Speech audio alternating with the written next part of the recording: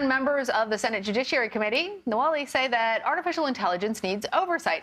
But is that warning itself coming too late? The committee heard from OpenAI CEO and other experts today. Senator Rich Blumenthal opened the hearing saying and playing fake video reporting of his own voice. Take a listen. Too often, we have seen what happens when technology outpaces regulation. The unbridled exploitation of personal data, the proliferation of disinformation, and the deepening of societal inequalities. We have seen how algorithmic biases can perpetuate discrimination and prejudice. Well, it certainly sounds like Senator Blumenthal. Here to help us understand what's going on the Hill, CBS News congressional correspondent Scott MacFarlane. Scott, senators talking about regulations, but do you think that they actually even have a sufficient understanding of AI and the technology that is so rapidly evolving? They acknowledge they're going to have to develop some knowledge and develop it quickly. AI is moving at supersonic speed. It is growing in use at supersonic speed. And the one government body that most certainly does not work with supersonic speed is Congress. They recognize that. They also recognize that they don't move with some swiftness. They could miss a window to set up the regulations to govern artificial intelligence in any of its current or future forms. They recognize they kind of missed the window to create guardrails and sufficient law for social media, for the internet itself. And with these witnesses before them, including Sam Altman, who has not only led OpenAI, but that very popular and newsworthy ChatGPT artificial intelligence tool, these executives, Altman and the others, are urging for regulation. Even the industry wants government to get involved. They recognize the power and the scope of the tools they're developing and working with, and they do want the government to get involved.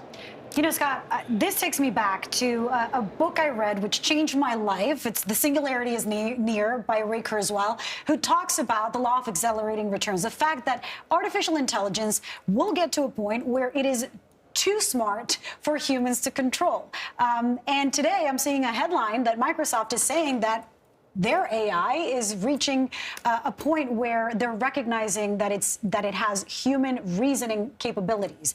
So it seems to me like this is not the kind of conversation that we can afford to sit on.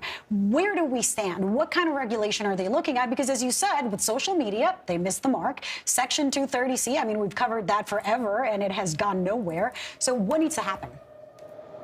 Yeah, there's equal parts excitement and fear, not just among the public, but among legislators about the future of artificial intelligence. There are some proposals, they're draft only, they're broad sketches. Some of them would involve some version of a nutrition label for new artificial intelligence tools, kind of giving you a sense of what type of research or its tests or studies have been done and what its prospective future will be, giving some type of safety label to what comes out, which means the government may have to certify these new tools as they come out. But it's not just about safety. There is this persistent concern about equity. Will new artificial intelligence tools and methods be inclusive enough? And we see major universities trying to get involved with that, including Morgan State University in Maryland, where they have in the last year opened and launched a particularly aggressive AI field of study and program because they want to ensure equity. Senators are worried about that. They're worried about the safety of this moving forward. Will this replace jobs moving forward? And that was one of the striking things from the hearing today. The head of OpenAI, this giant in the industry, says his biggest concern, Lolly and Lilia, is that this will eventually take out part of the workforce and make human workers unnecessary. Right, and that is such no one can deny that, right? A base level concern. I mean, when we're talking about deepfakes, when we're talking about the potential for AI to teach itself. Nutrition labels, both Lily and I, just our eyeballs got so big thinking about how inadequate that seems. So tell us what the next steps actually are for lawmakers and how much are AI developers helping them in any way? And the answer might be not at all. There's a couple things going on at the same time. This seems to be one of the unique and rare apolitical issues, nonpartisan. That helps prospects of getting things passed through here. There's also an urgency. There are several congressional hearings just this week into AI, which is a statement. It's a value statement from Congress. They know they have to intervene, and they have to do so efficiently. That's what they have going for them. What's working against legislators?